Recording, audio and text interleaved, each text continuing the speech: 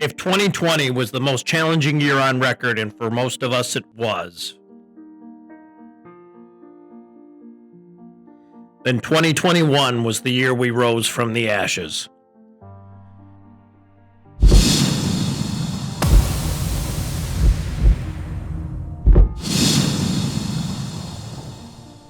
And as summer turned to fall, and fall turned to winter, I can't help but reflect on how far we've come. The temperature check tents in the parking lot, the anxiety of an unknown virus, and how the familiar faces helped get us through it.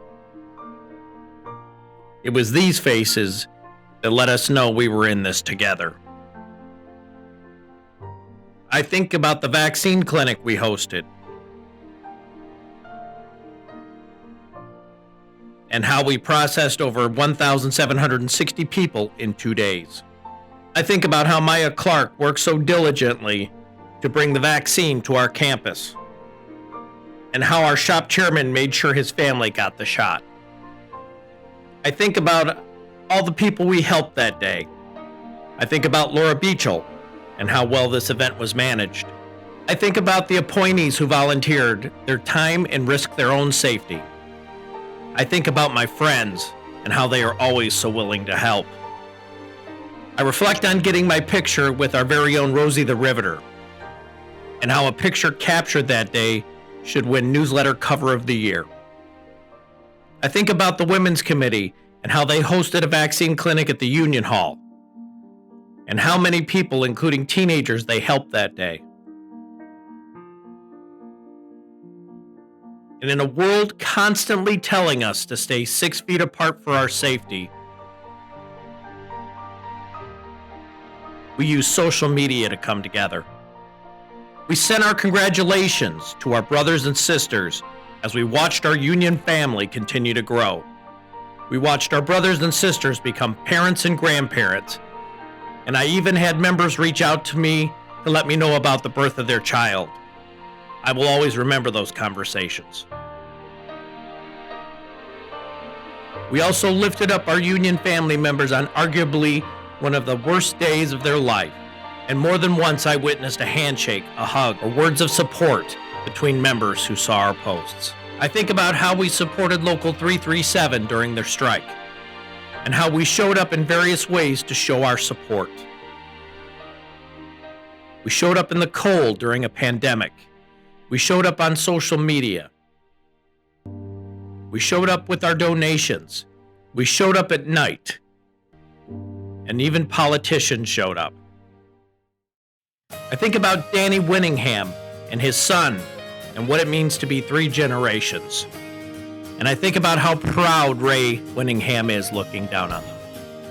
I think about my grandfather who started it all for our family, and how I have his parking sign hung in the man cave so no one forgets. I think about a young Bill Martin and how this job was the greatest thing he ever gave me. I think about our friends at Downtown Boxing Gym and how we donated a school bus to help transport their students. I think about the collaboration and how proud President Ray Curry was. I think about our Stuff the Bus campaign and how many lives we touch with our donations. I think about how grateful the students were, and how I used proceeds from decal sales to help make our donation. These supplies are tools for a brighter future, and they were very grateful to get them. I think about our chairman, who made sure we donated 120 blankets to Downtown Boxing Gym at Christmas, and the generosity of everyone who donated to make it happen. I think about all our apprentices who became journeymen last year, and how much time, effort, and sacrifice goes into fulfilling that dream. And I marvel at just how good they all are.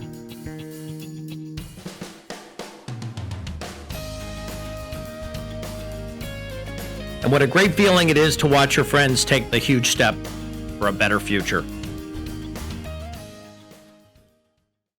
I think about the apartment fire on August 4th and how this membership came together with donations right away. Through decal proceeds, we were able to help Sister Denise Wood with $630 in clothes, not to mention the cash that Brother Tom Twomey collected. I think about the brothers we lost this year: Teddy LeDuc, Brother Mark Wallace, Brother Louis Cronin, Brother Dwayne Price, Brother John DeGhetto, Brother Herschel Coleman, Brother Dave Simons. I think about the 70 brothers and sisters who retired in 2021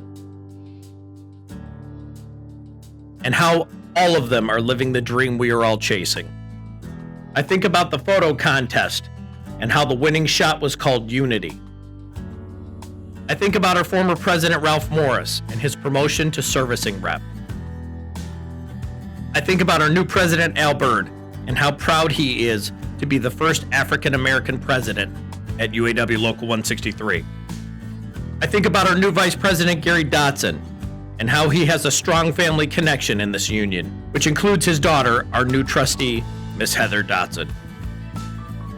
I think about the recently appointed UAW President Ray Curry, and I am proud to see our Regional Director Laura Dickerson, who is the first African American woman to be elected Regional Director in the UAW's 86-year history.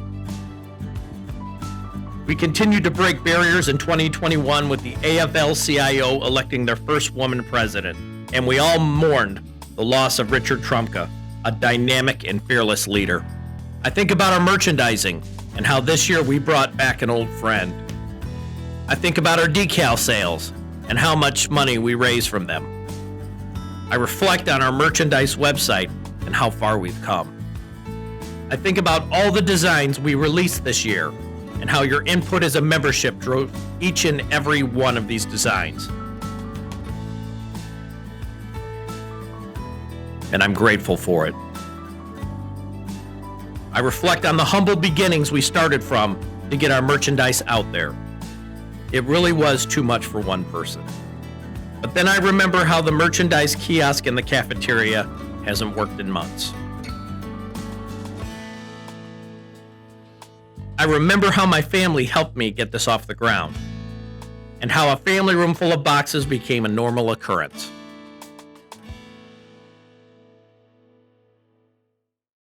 I think about our UAW Angel, and how, by the grace of God, we got to see her turn 9 years old. We watched her hair grow back. We watched her personality return. I reflect on how hard she fought to beat cancer twice,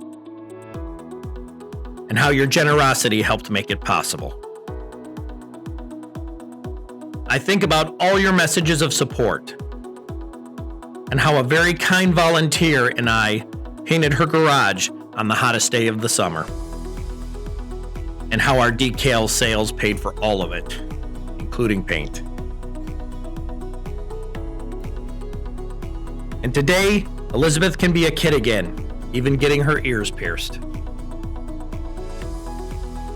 I think about my heroes who have beaten extraordinary odds and have stayed cancer-free for over 2 years. I think about our retirees and how they've paved the way for us.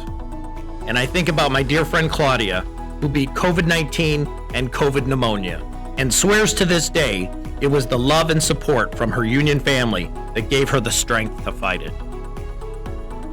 I think about a friend of mine who took a leap of faith for better health and has already smashed many goals she set for herself.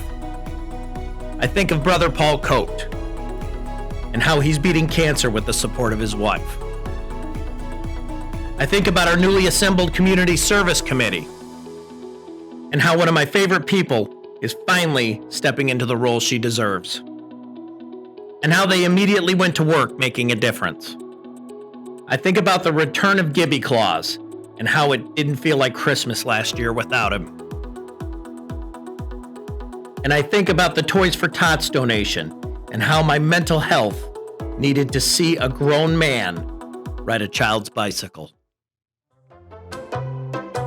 Oh boy! Oh boy!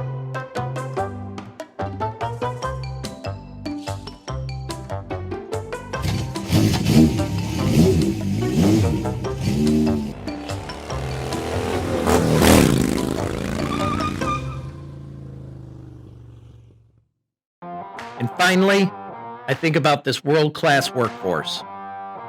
You see, 83 years doesn't happen overnight. It starts with determination, hard work, and a lot of elbow grease. Built with passion by employees who wear their pride like a badge. Those who sacrifice weekends and nights with family to push Detroit into its next chapter. Rolling up our sleeves is not an option, it's a daily activity.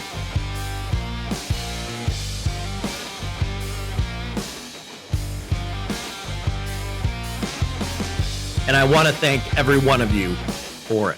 2022 is a contract year, and the build schedule looks as strong as ever. And Local 163 celebrates 80 years in 2022. Remember, the future of Detroit is not only bright, it's electric.